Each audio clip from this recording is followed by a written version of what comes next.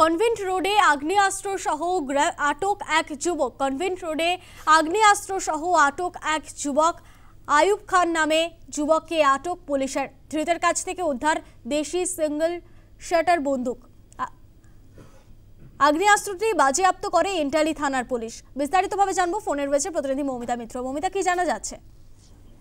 দেখো, শহর কলকাতাতেও বিভিন্ন জায়গায় তল্লাশি চালিয়ে এর আগেও কয়েকদিন আগেও বেশ কিছু আগ্নেয়াস্ত্র উদ্ধার হয় এবং বিহারের একাধিক ব্যক্তিকে আটক করা হয়েছে। আবারও দেখা যাচ্ছে যে গতকাল রাতে তল্লাশি অভিযান চালিয়ে কনভেন্ট রোড থেকে এক ব্যক্তিকে আটক করা হয়েছে। আয়ুব খান, 30 বছর বয়সী এই ব্যক্তি, তাকে আটক করেছে এন্টালি থানার পুলিশ। এবং যেরকমটা তুমি বললে যে তার কাছ থেকে একটি সিঙ্গেল শট দেশি রিভলভার পাওয়া গিয়েছে এবং এই ব্যক্তির যেটা সম্পর্কে যেটা জানা যাচ্ছে যে তার বাড়ি হচ্ছে ডক্টর সুরেশ সরকার রোড এলাকায়।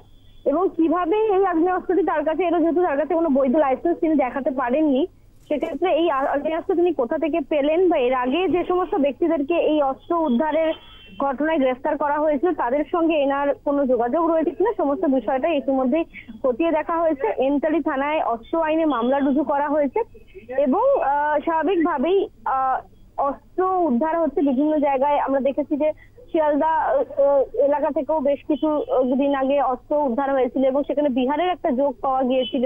তো সব মিলিয়ে আবারও এক ব্যক্তি তিনি আটক করা হয়েছে তাকে, এবং সেক্ষেত্রে তাকে জিজ্ঞাসাবাদ করা হচ্ছে এই অস্ত্রের বিষয়ে এবং কোনো চক্রের সঙ্গে জড়িত কিনা বা অস্ত্র পাচারের কোনো উদ্দেশ্য ছিল কিনা, সমস্তটাই খতিয়ে দেখা হচ্ছে। এন্টালি থানায় নির্দিষ্ট ধারায় অভিযোগ দায়ের হয়েছে, অস্ত্র আইনে মামলা রুজু হয়েছে এবং এই আয়ুব খান যে ব্যক্তি ইতিমধ্যেই আটক করা হয়েছে যাকে, তাকে এই অস্ত্রের বিষয়ে বা কোনো চক্রের সঙ্গে যদি জড়িত কিনা সেই বিষয়ে তাকে জিজ্ঞাসাবাদ করা হচ্ছে।